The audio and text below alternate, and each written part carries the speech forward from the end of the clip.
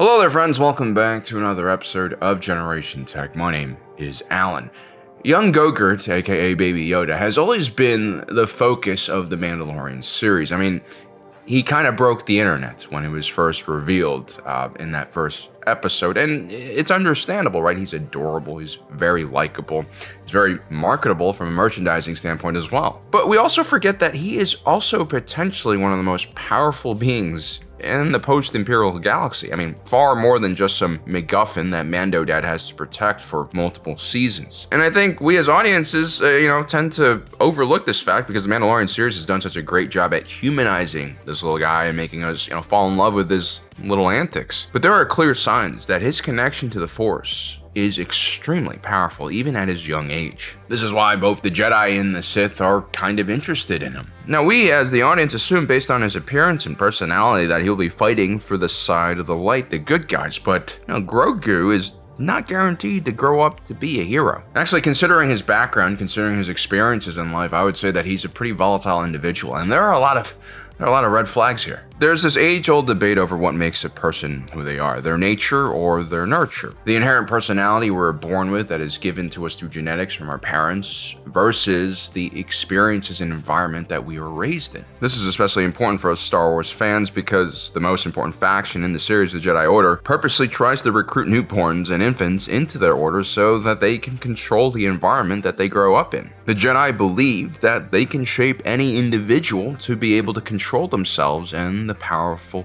energy that is inside of them. Using normie lenses, one can definitely see this practice as problematic, even immoral. I've definitely made this argument many times on this channel. I've argued that the Jedi want these children to be blank slates so that they can brainwash them. Of course, the reality is a bit more nuanced than just that. As discussed in previous videos, the Force that all Jedi recruits have do make them different from your average sentient being. And when I say different, I don't just mean that they can lift things up with their minds and stuff like that. The Force isn't just an energy field, it is a direct manifestation of power, incredible power. Enter Spider-Man quote here. And the Jedi have been dealing with this power, this great responsibility for tens of thousands of years. And through much trial, tribulation, and trauma, they've created this structure, this organization, this dogma for really just one purpose, and that is preventing their members from going astray and falling to the dark side, where they can do immense damage to the galaxy by abusing their power. I criticize the Jedi a lot, but honestly, is there an alternative here? I've mentioned before that maybe Force users should just isolate themselves away from the rest of us,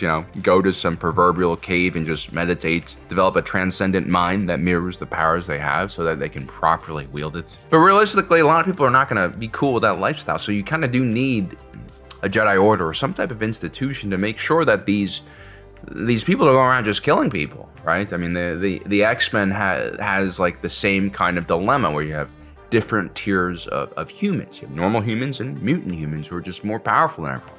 It's always going to create problems. And unfortunately for Grogu, such an organization doesn't really exist anymore. And even when Grogu encounters Luke's new school, he rejects it because he has become attached to Mando Dad. We all know the phrase that power corrupts, but a lot of us probably secretly think, well, the power won't corrupt me, and it definitely won't corrupt that adorable green little alien baby. But that is a fundamental misunderstanding of what power is. Power is not just something you hold or control. It also is a shift in the relationship you have with people in the world around you. Your base personality, your morals, your belief system can, protect you from the temptations of power to a certain degree, but power changes the environment in which all those morals and beliefs operate in. Most of us behave ethically not just because we want to be good people, right? I mean, there are other factors in this. Our values are reinforced by consequences, by laws, by social pressure, by accountability, by empathy. We live in a world with a lot of friction that keeps us in check and in balance, and although it can be annoying at some times when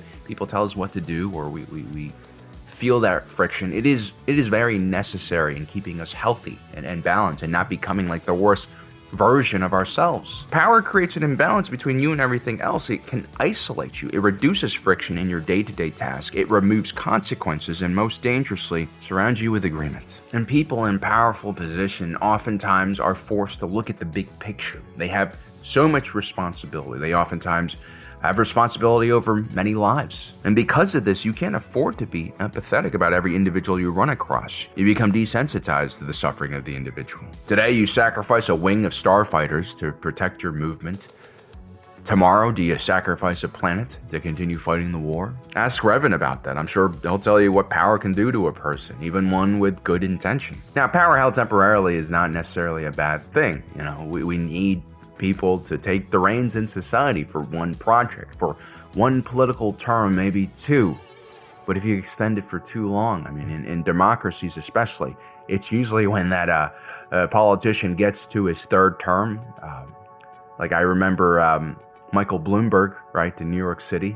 You can even argue that FDR in his fourth term was just, he wasn't up to the task anymore, both physically and mentally. But prolonged periods of living without true resistance checks on your power and balance means even those with good intentions can drift into entitlement, control, or moral blind spots. Enter that Dark Knight quote, which apparently Christopher Nolan didn't really understand. His brother actually wrote that line about, either die a hero or see yourself become a villain.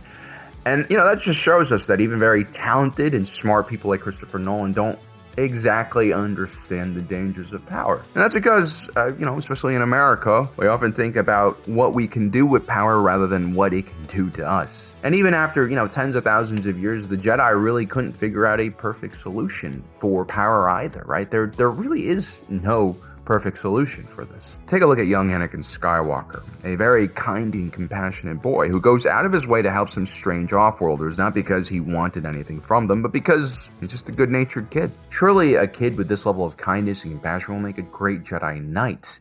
Surely he'll never be corrupted by the power given to him, but that's exactly what happens, right? Anakin never desired to lord over other people, which is the traditional fear we have over power-hungry people. What he had instead was a terrible deficiency as a child. He was a slave. He lacked family other than his mother, and then when she was taken away from him, it devastated him. It made him terrified of losing the other people in his life, like Padme, at which point he succumbs to the allure of the power and fell to the dark side in a desperate attempt to save her. When power corrupts, it amplifies your greatest weaknesses. It turns the lovable slave boy from Tatooine into one of the most fearsome enforcers the galaxy has ever seen. And now here we have Baby Yoda, holy be thy name. He is innocent, he is pure. He has, in some fans' opinions, single-handedly revived the Star Wars franchise, or at least their merchandising. And he comes from one of the most powerful force-wielding species of them all, Yoda's species. That should set him up to become a great force user, a powerful Jedi who will use his powers to bring balance to the Force, yada yada yada. No, in my opinion, actually, this is a great setup to subvert the audience's expectations. If we could go beyond the cute exterior here, there are a lot of red flags, arguably even more than what Anakin had. Now, first, let's talk about the species. Yes, Baby Yoda is a part of Yoda's species. And while there are dark side aligned species like purebred Sith and Rakatans, there aren't really light side species from my knowledge. I don't think every member of Yoda's species has to be good. And we've also seen the dark side of Yoda in the cartoon series, so that's a possibility. And if you take a look at all the members of Yoda's species, they're all terrific leaders, right? Yoda was a terrific leader of the Jedi Order, Yaddle was another terrific leader, as was Vandar Tokar. But they were all several centuries old at the time of their leadership. Yoda's species ages much slower than humans do, and because they can live for so long, they have a much longer period of time to learn about themselves and become wiser and better at, self-regulation. Grogru, on the other hand, is 50, and the equivalent of a toddler in human years, and most likely for the rest of Mando Dad's life, Baby Yoda will remain a toddler. This is kind of like Arwen falling in love with Aragon. It's going to end up kind of tragic. And in the first 50 years of his life, Grogu, unfortunately, has already faced nothing but non-stop tragedy and trauma. He was at the Jedi Temple during Order 66. He watched as clone troopers that were supposed to protect the Republic turn against the Jedi. He watched several of the older Jedi Knights and Masters fall defending him. Luckily, Jedi Master Caloran Beck manages to take him to safety, and,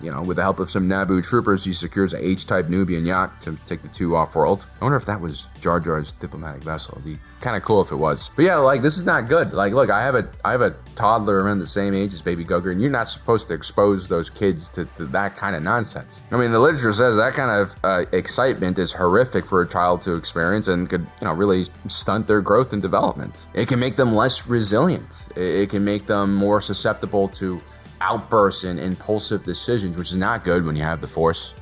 Let me tell you. You know, babies at this age are like sponges. They absorb everything, and the Jedi did their best to protect him from the horrors of that event, but you'd be surprised how much those little ones notice. And it's clear in the decades that, you know, Grogru is hiding from the Empire. Things are not going well for him either. I mean, we find him in 9 ABY almost 30 years later, and he's on some dust ball of a planet in the hands of Nikito bandits, who typically work for the Hutt cartels or, you know, another criminal organization. You know, criminal overlords who like collecting random trinkets and creatures like a Baby Gogurt. We don't really know how many horrible situations, you know, Baby Gogurt has had to endure during this time period. We do know that he didn't cut himself off from the Force completely, but he was kind of letting it fade away. So it's not necessarily a good sign. And then when Din Djarin finds him, he's almost murdered by an IG-11.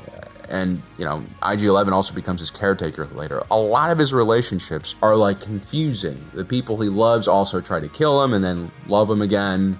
Again, not a very stable childhood. I mean, Din Djarin also hands him over to the Imperial Remnants, where they begin experimenting on him. And even though Din Djarin comes back, he also has to kill all those stormtroopers in the building. I recall he set a man covered in plastoid on fire with a flamethrower, probably produced quite a nauseating smell that creates core memories. And then when Din Djarin actually tries to give Gogurt a proper education, you know, he ends up teaching him the Mandalorian way. You know, with blasters, violence, and everything else that's included with that heritage. I mean, this is a big problem. We literally just did a video that about this, that the Mandalorian's warrior culture has always been exploited by the dark side, by the Sith, you know, and that has basically destroyed Mandalore and its people. Now, Din Djarin isn't Paz Vizsla. You know, he's a balanced guy. He has his emotions under control, which is good, but he does live a dangerous life. And just like how the Jedi of the old fell to the dark side more often in conflict and in war, constantly testing Baby Gogurt in these trying situations could be the catalyst for something much worse. I mean, Gogurt has already exhibited some troubling behavior, like helping Din Djarin skewer that mud horn, or what about when that scary Republic shock trooper started manhandling Din Djarin in the arm wrestling match? Gogurt kind of goes for the jugular right away with a forced choke. That is not something they teach you at the Jedi Academy. And then there's that eating of the Frog Lady's children. It's all very cute, but all, you know, red flags. You know, now that I think about it, like, when Ahsoka says that if Gogurt isn't trained in the Force, his abilities will fade away, that might actually be a good thing here. That might be the ideal situation if he doesn't have the proper structure and you know, balance to train him, right? Because while Din Djarin loves Grogu with all his might, he is blind to the Force. He doesn't understand it. He sees his son's Force powers as a tool, as an asset that can protect him. I love that he's also teaching Grogu to rely on armor and other physical tools as a backup in case the Force fails, but without Luke, without Ahsoka, without someone else there to be for Grogu to guide him emotionally how to use the Force, who knows what dangerous moment with Mando Dad can trigger a dark side moment. I think this dynamic is a real opportunity for the Mandalorian to reach the next level and go beyond just being a fun serial with tons of action and heart. I mean, what if Din Djarin is captured and Gogurt isn't strong enough to save him? He'll have to tap into the dark side, right? And if this scruffy slave boy Anakin can turn into Darth Vader, what can Baby Yoda turn into? That's kind of interesting and exciting. If you really think about it, the Mandalorian has kind of built up Gogurt for this exact moment to fall. Maybe this is why they're making a movie, right? This is not something you just would put in a series, because this seems to be a bigger event. I don't know, I'm just spitballing here. I don't have anything like inside sources or anything, but this is where my mind went to when I kind of looked back at the Mandalorian and like all the different interactions between Din Djarin and Gogurt. I sense some darkness in there. But anyway, guys, let me know in the comment section below what you think about my analysis. And also don't forget to subscribe and hit that notification button down below so you don't miss out on the rest of our awesome content. And as usual, my name is Alan, reminding you that my allegiance is the Republic, to democracy. I'll see you next time.